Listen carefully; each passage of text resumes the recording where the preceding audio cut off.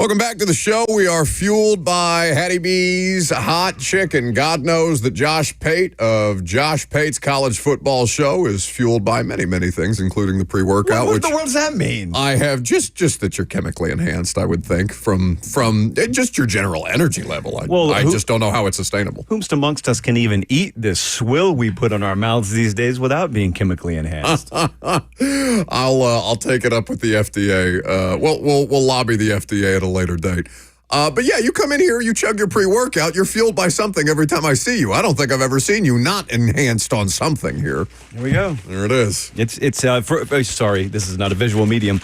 No, it is. I mean, there's cameras all over the place now. Unfortunately for the people on Facebook, YouTube, Twitter, and Twitch. Those are mainly surveillance, if we're being honest with ourselves. This is still a radio show. Honest to God, if anybody deserved surveillance, it would be us. How are you? How are things? How is life in the world of college football? It seems to be an exciting time, especially in a world where Indiana is the number 5 ranked team in the college football playoff rankings. Yeah, imagine a world where you don't have to just solely focus on the, God bless their souls, Tennessee Titans. And when things go downhill there, you just look at the likes of Indiana or Brigham Young. No, I don't think God bless their souls, by the way, with the Tennessee Titans. That's what's happened to them. I don't feel like blessings are deserved in any form or fashion, but that's neither here nor there. You know, being a college football guy, you can say that, and I can say that. True. NFL people can't say that. I'm a college football guy now, Lucas. You hear that? That's what I hear. Very chesty as of late. I should be. And it's a shame, Josh, because in another universe, I would be loving this stuff with Indiana. I mean, this is one of the stories of the century of college football. But do you know how badly I want Ohio State to hang 45 and put Indiana down next weekend? And I'm sad about that. Like Terry Bradshaw said of Deshaun Watson, just put him down. I don't want that, but I feel like I have to want that now. A little bit because of him, but mostly because of the thought of just put Indiana out of the picture. Okay, so this gets a little more psychological.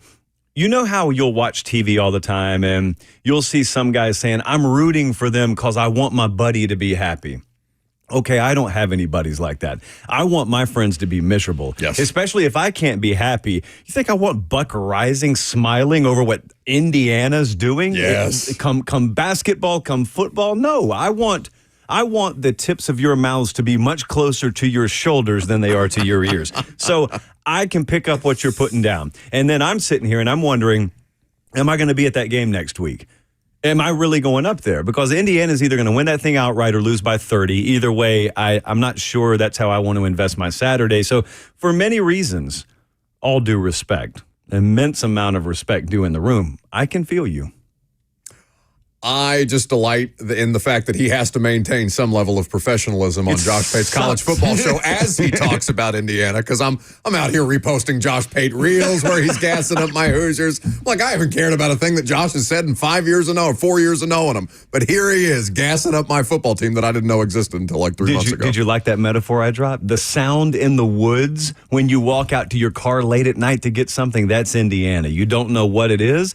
They're not supposed to be there. It could be a wolf. It could be a mouse. But no one really knows. They keep winning. They keep covering. No one really knows what to make of them. Lucas hates all of this so much. Now, here's what I will say, because I am for who doesn't like to see their friends fail every once in a while. I'm absolutely in favor of that. But the Vols fan base, I don't feel that way about, which includes Lucas, for the time being. And I don't love the way that they're being set up for potential failure here. Not that they're not welcome to go and win a game at Athens, but the degree of difficulty is such where that would be a big upset in the world of college football, even if Georgia's reeling a bit right now. Dropping Georgia to 12 and having Tennessee play what is essentially an elimination game for Georgia in this spot. Not quite for Tennessee, but still something sets up ill for Vols fans in this situation. I don't know if I like that. So, first things first, do you agree or disagree that Georgia should have dropped to 12? I disagree. Wow. Okay, so I agree they should have dropped to 12. Why do you disagree? I just think that they are a better, maybe I'm doing logo bias here, which is probably what I'm doing, but I think that when you have the caliber of program that you do, even though the quarterback is questionable right now, I think that they should deserve some benefit of the doubt. But does it matter that they dropped to 12 when they can just either take care of business Saturday or lose and be out of it anyway. I think ironically, it matters for Indiana. I'm actually going to circle back to that in a second because it's not Georgia. You're right. Georgia kind of controls their own destiny, went out there and blah, blah, blah. I have a hard time with this. You know that I don't even like ranking teams. I like power rating teams. So Georgia they'd have to lose like 2 more games to drop out of the top 10 in an odds-making world, in a power rating world. But then at the same time, I have supreme respect for the results on the field. And so I saw them not just lose to Ole Miss. They didn't score an offensive touchdown. They didn't even get in the end zone. And so I go back to like Ohio State when they went to Oregon. They lose by 1. Instant classic. I was up there. It's a phenomenal game. The toughest atmosphere I've seen anyone go into all year. That's the way a top 5, top 10 team would lose on the road. Not the way that Georgia did. And that was Georgia's second loss as well. So I didn't have a problem with it. But the thing about Indiana is, so they dropped Georgia like 7 spots, right? It was 7 or 9 spots, something like that. Anyway, they set this precedent where we're going to take this big, bad SEC team. We're going to take that Block G logo. And if they lose, we're going to show you that we're willing to drop them 7, 8, 9 spots. So I think there's this massive trap door built under Indiana right now. And if and when they go to Ohio State and they lose next week, this committee's already built up the equity of being able to say, hey, we ranked them top 5. We don't have any anti-Hoosier bias. We ranked them top 5. However, if they lose, that's when all the strength of schedule argument comes into play and you had your shot and you didn't get it done. There will be a trap door that opens under that team's feet, and it will just be... I think they'll be gone. I legitimately think a 1-loss Indiana would be left out of the playoff entirely. See, I love that is the logic that you've brought to the table, because we were going back and forth on the committee and how much attention should be paid to the precedent that the committee sets for itself the week prior when they put out the rankings. Huge. So I'm looking at this and I'm saying, okay, there's a couple of different things to factor in here, because I agree with your analysis of why Georgia should have dropped that way. That makes a lot of sense to me if you're going to pay the ultimate respect to the results on the field. The thing that I'm also looking at is how much is the committee susceptible to optics of it, because Lucas made the case for, well, they heard the feedback on BYU, and so now they're paying proper respect to BYU, and they're hearing that they may come in with a level of SEC bias and let potentially 6 SEC teams in to a 12-team playoff. So look how much love that they're showing the Big Ten. I don't know how much I want to assign that optical reactionary behavior from the committee to what they're doing as much as what you've just laid out, but I think both are in play here. I think they are, even if it's in the subconscious. Even if they're not sitting there saying, hey, let's drop Georgia this far to set the trap so we can do this with Indiana. The fact of the matter is they did it. So when they come to the table after an Indiana, 11-point loss to Ohio State, they're going to have to look at prior precedent they've set, whether they meant to or not, and they're going to have to adhere to it, or else you just get blasted. Now, they get blasted anyway, but these are people with big egos, and they don't want to look stupid intentionally, because they accomplish that unintentionally all the time. Then the other thing to get back to is the whole 2-loss SEC Armageddon conundrum that's potentially upon us. And I had a guy the other day that presented this scenario to me. He presented all these SEC resumes. You got a SEC champion Texas. You got a 10-3 Alabama. You got 2-loss A&M, 2-loss Georgia. There were like 5 teams. And he said, which one do you leave out? And I almost did a double take. I said, what do you mean, which one do you leave out? You don't leave any of them out. They're all in. And there was just this collective gasp in the room. Like, you can't do that. You can't put 5 SEC teams in. And I'm like, well, which bylaw says that? And they go, no, well, it's not a rule, but you can't do that. You can't have nearly half the playoff be made of SEC teams. And the first thing I said is, why do you think they expanded this? And the second thing I said is, what does the rest of the field look like? If you just start whittling it down, you're not going to have 2 ACC teams in. You're going to have 1. You're not going to have 2 Big 12 teams in. You're going to have 1. I'll give you Notre Dame. I'll give you your G5. I don't think you're going to have 4 from the Big 10. I think you'll have 3. So that's 4 plus 3. That's 7.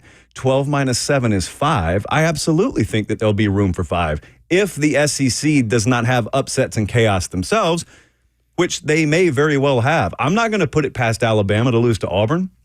I wouldn't put it past Georgia to win this weekend and lose to Georgia Tech. Like, that stuff could happen.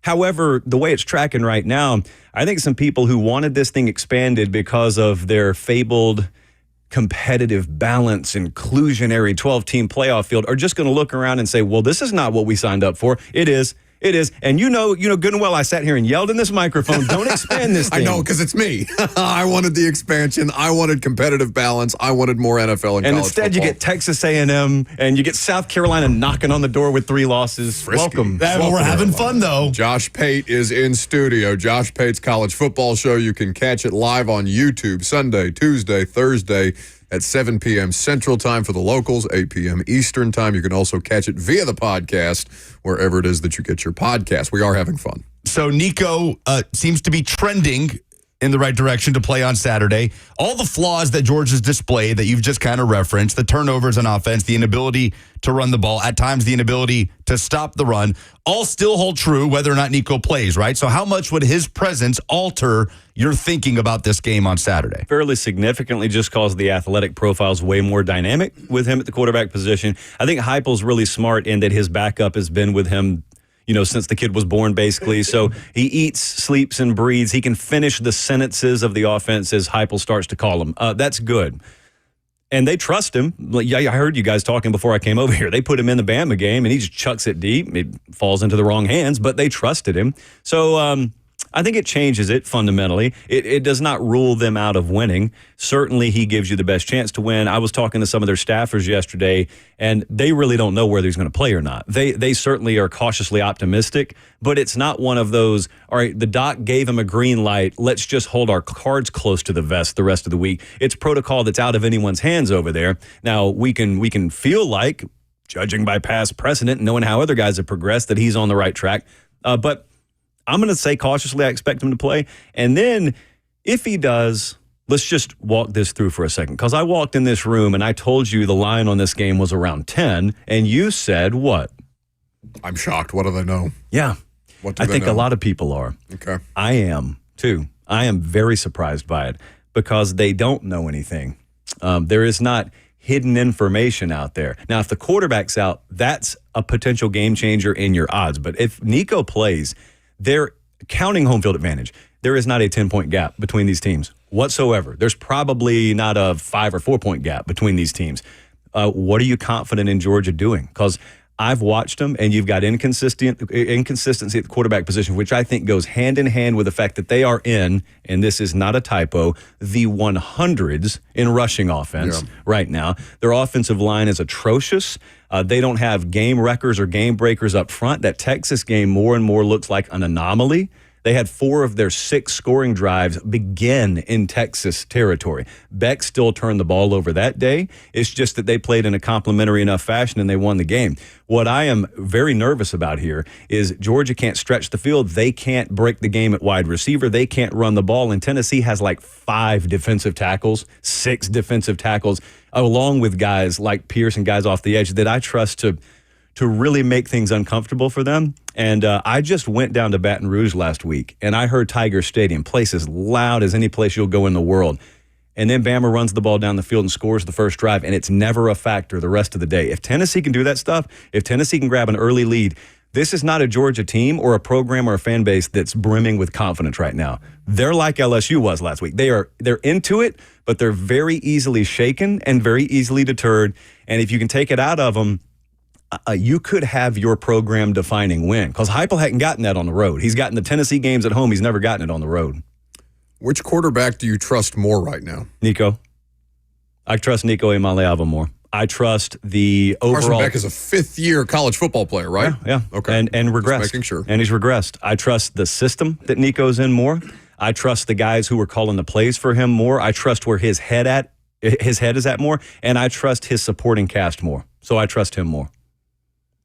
Josh Pate in studio with us on 104.5 The Zone. More on the big picture side of things in the SEC with that scenario of 5, 6, 7 SEC teams at 10-2. If Missouri were to win out and just throw it onto the pile, we were talking about it the other day, and maybe this is just very preemptive by me, but if Texas were to lose to Texas A&M, Tennessee were to lose on Saturday against Georgia, and you've got that giant pile of 10-2 teams, wouldn't Texas have the worst resume? Yeah, they'd have one of the best logos and one of the worst resumes. And I've not allowed my mind to go there, only because I think Texas is the best team in the SEC. I'm talking about me personally. I'm not saying they have the resume of it. I'm just the way that I like to grade teams. But that really doesn't matter and shouldn't matter in a pure rankings model. In a college football playoff committee room, it shouldn't matter what anyone's numbers have Texas at if they have not earned the right and they have not taken advantage of the opportunities. They will have had an opportunity against Georgia, and they fumbled it horrifically. And if they go into College Station and they take their other opportunity and they fumble that one, they barely came to Nashville and got a win over Vanderbilt. You are not immune. You had the easiest draw of any of the major teams in the SEC. This conference welcomes you in and gift-wrapped you the most workable path of any of the major teams in this conference this year, this side of Missouri, and Missouri's not a major team. And if you fumble that, if you fumble two of your biggest opportunities or your two biggest opportunities, and your best win, think about that, is Michigan. That's their best win. It's a non-conference on the road against a team that now many Big Ten teams have victimized. No, you get drugged right down into that muck along with everyone else. But you don't see a scenario where they would be left out. I asked because of, if Tennessee is 10-2, then do I have to worry about Texas getting in because of that, the eye test, despite not having any of those quality wins? Alabama getting in over Tennessee, even though the Vols have the head-to-head, but Alabama, even I would argue, would have a better overall resume. So do I have to start worrying about Indiana knocking off Ohio State, about what happens in the Big 12? My head is spinning, Josh. The Indiana thing would mess you up. The Indiana Let's thing. go. I think most people are still baking into the cake that Ohio State's going to beat Indiana. A bold proposition, I'll grant you, but they're baking that in. And they're baking in the trapdoor theory that I mentioned. And so Indiana's kind of being factored out. I don't really see them in most of these projections. If that were to happen, then you need one of two things to happen. You either need Tennessee to just win Saturday, or you may need someone to upset Notre Dame, and maybe that clears a path out that right now we don't think is going to be cleared out. Yeah, it could conflate things a little bit. If I gave you the option to be either the commissioner of college football or to have one of these seats on the college football playoff selection committee. No, to be the chair. To be the chair. To be Ward Manuel, Michigan is athletic also director. keeping Indiana above Tennessee. To my delight. Big win. And Texas. Texas getting a Michigan boost too there, by the way. Don't think we didn't notice, Ward. Which would you choose? I want to be the commissioner. Okay. If I'm the commissioner, then I can just unilaterally reshape the playoff.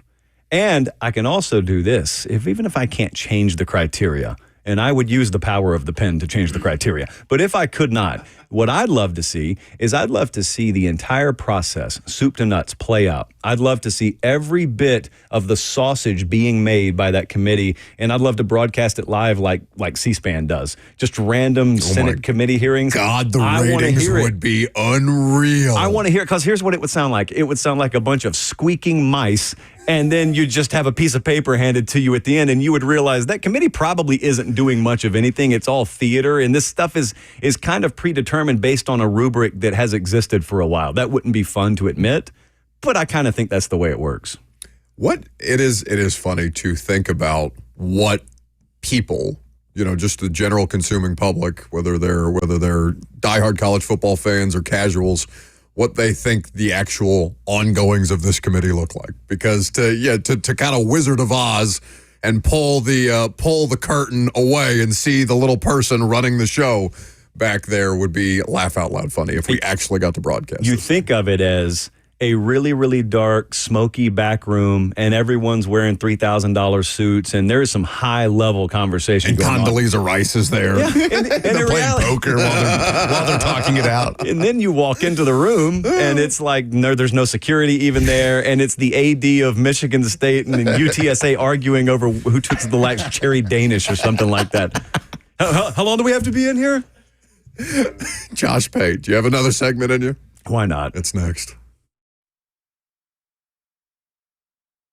Welcome back to the show. We are fueled by Hattie B's Hot Chicken. Josh Pate is in studio. We're getting the college football intel you need each and every week. If you need more college football intel, which, of course, why wouldn't you? It's the most exciting time of year. We're getting closer and closer to the most exciting time of year in the world of college football. The college football, Josh Pate's College Football Show, available to you on YouTube, available to you via podcast. You can get it wherever you get your podcasts. Why are people not talking about Colorado in a year when they are clearly and obviously a better football team? Oh, yeah, it makes no sense, does it? You would think if you know what, I got to take off the headphones for this one. This gets serious. You would think if they got all this traction What, are they weighing you down? Yeah, Colorado's terrible last year, and they get all this traction, but now they're good, and I can tell you the attention that they have been paid has been fractional in my own personal space, like the college football space, as opposed to what they got last year. I'm going to break some news to you. Are you ready? We can break this. We can confirm this tonight. I'm excited. Wait, do we need the Laser Light Show? Or is this a reckless speculation? No. This is, go ahead. Give it all the treatment. Give it whatever you have. Not many people who cover college football love college football. And I'm going to take a second and let that sink in. I know you swerved. Just get yourself back in your lane. I'm going to reiterate this. Many people who love or who cover the sport do not love this sport. What they do love is they love everything around it. They love drama. They love headline grabbing. They love controversy. I feel seen. But you're only recently a college football show. You haven't been a college football show for a long time. And so Dion comes. Despite my best efforts. Yeah, I know. Dion says things last year, and they're doing the portal thing, and there are all these headlines, and there's this and there's that, and everyone loved that, just like they love when a player gets arrested, but they couldn't actually tell you what position he played up until that point. They love that stuff. It's been kind of quiet out there. I know, like in the last week, there's been the Shador draft stuff, but largely it's been kind of quiet. Have you noticed the absence of big-time, off-the-field headline stuff? Why? Because they've been winning. That's the first thing. And then the second thing is that does not interest nearly as many people, because then you have to talk about the fact that they're running the ball, while not great, much better than last year. They got the defensive coordinator that's come in there and slashed their total yardage in half that they've given up from last year. They have played very complimentary, I can't believe I'm saying this, pretty sound football, and they're in position where they are now the favorite in the odds market to win the Big 12. I would think that's headline grabbing, but it's not, because that's football. And a lot of people who cover the sport don't actually love the sport. Many of them don't know anything about the sport. And so shame on Deion Sanders and Colorado for having the audacity to win. I'm just trying to think in my head the last time him making the rounds on Fox yesterday and talking about getting involved with Shador's draft process, which of course I add parenthetically. It was probably Shador taking his offensive lineman out, and that was months ago. Months ago, where Colorado was a headline grabbing. And Travis Hunter being incredible. But even then, but that's a Heisman conversation. People say, oh, look at him. He's a Heisman Trophy candidate. Watch what Travis Hunter does each and every week. It's not detailed, in-depth analysis on how Colorado is getting Travis Hunter in the best possible position beyond him being a spectacular athlete. Like breaking down the tactics of what Colorado is doing. And yes, I know what's going on in the chat. Yes, that's why I said I felt seen. Ron Slay is saying you are describing Buck. I've never felt and it the more in my chat. lap. Ron and Robert Walsh teaming up. Ron says, don't pull the curtain back. Josh, please stop. I've never felt more seen in my life than him talking about that. I feel like we got everything but a super chat in the chat right now. It feels like there should be $5 attached to this. Please don't tell my bosses. But is there a scenario then where Colorado wins the Big 12 and then BYU is left out, despite them having unquestionably a better resume than even a Texas? Trapdoor number 2. So the one under Indiana post-Ohio State loss, theoretically, is trapdoor number 1. Trapdoor number 2 is going into conference championship Saturday. I'm not sure Brigham Young will be undefeated, but let's say they're undefeated, and they go to Dallas. What are they ranked right now? 6th? Were they 5th or 6th, something like that? They jumped Tennessee, so they are 6, yes. Okay, I have a working theory that the committee is just lying to you when they say we are not going to punish conference championship game losers. And the reason I say that is not because of the SEC or the Big Ten. Those losers will be in. I think that there's a world where Brigham Young loses the Big 12 championship game. That's their first loss. They're 12-1, and they fall all the way out of the thing. Because the alternative is giving the Big 12 2 teams in the playoff. Your champion goes and Brigham Young goes, and we are in the world right now where you gotta be the bad guy who tells the truth. And the truth is, the things we used to say about G5 conferences and the gap between them and the P5, that is the current gap between what we call the Big 12 and what we call the SEC. It's total insanity. And there is a world where back in the day, we would say an undefeated Boise still doesn't deserve to be in because they haven't played the requisite strength of schedule. They haven't faced the minimum baseline resistance from their schedule that you should have to face in order to earn your way in. That would be like, doesn't matter if you're Usain Bolt. If you go win at the Olympics, you just earned your gold medal. You could still be Usain Bolt, but if you go win a middle school track and field competition, you look fast. I can tell you're fast, just like Brigham Young. I can tell you're undefeated, but did you really earn it? Like, did you ever face resistance to where if you tripped and fell, one of those little middle schoolers could pass you or anything like that? No, you did not. And I think that's the conversation. If Brigham Young goes 12-1, if they're undefeated, they're in because they won the conference. But if they're a conference championship loser and you got like a random 10-2 Texas A&M sitting there and it's an either or, you can let Brigham Young in over A&M, but it will come at the expense of the SEC probably taking their ball and going elsewhere 2 years from now. I want to ask you about a team that nobody has any business talking about, or a program, probably best put at this point, that nobody has any business talking about because they're 1-8. What is going on at Florida State? Because I looked up to see the Notre Dame score. I understood that Florida State is a bad team. I haven't had cause to pay much attention to them basically since the first month of the season. And then all of a sudden, I'm in the middle of covering this Titans-Chargers game, and my phone is going off from notifications that Mike Norvell is firing his, if I'm not mistaken, offensive line coach / offensive coordinator, his wide receivers coach, his defensive coordinator, and yet he still has a job. Is this man just trying to bail water out of a sinking ship to self-preserve? Is that what's going on here? Because they're not getting rid of him anytime soon, are they? But no. Is this just sacrificial lamb type stuff? Yeah, and it's tough because those were the same guys on his staff last year. That's what I'm saying. Like, this team was just in the conversation for the college football playoff. All of a sudden, the people that were putting that team in position to have success are no longer capable of doing that job? I don't think it's that. Like, if you were to ask him, do these guys still know the same football things they knew last year? Of course, the answer is yes. But it's so much a perception thing down there. And it's a dead program right now. So the team's dead, and it is poisoned the well to the point where everything associated with this is dead. Now, Mike Norvell is immune, so you're not firing him because you just extended him, and it would take tens upon tens upon tens of millions to get rid of him. And so the next, course of action is I've got to flush. I got to hit the dump button on all this. And sorry, but you got to go, because at this point, what you have to do to resurrect this is you have to be able to sell a brand new vision. Right now, in the recruiting world, they are not great. They're kind of good as a recruiter. They basically hit the roulette wheel, won the lottery with last year's team. Then they went all in on Black 24, and it busted. It has not been a sustainable model. They have not built that thing from the ground up, high school recruiting, and they cannot get people to buy. You got to sell FSU. You don't drop bags to build your team. You can drop bags to go get guys out of the portal, but you're never going to build a culture with money. It never has happened that way. Contrary to what people will tell you, they'll wink and nod and say, oh, man, the deepest pockets have always won. No, they haven't.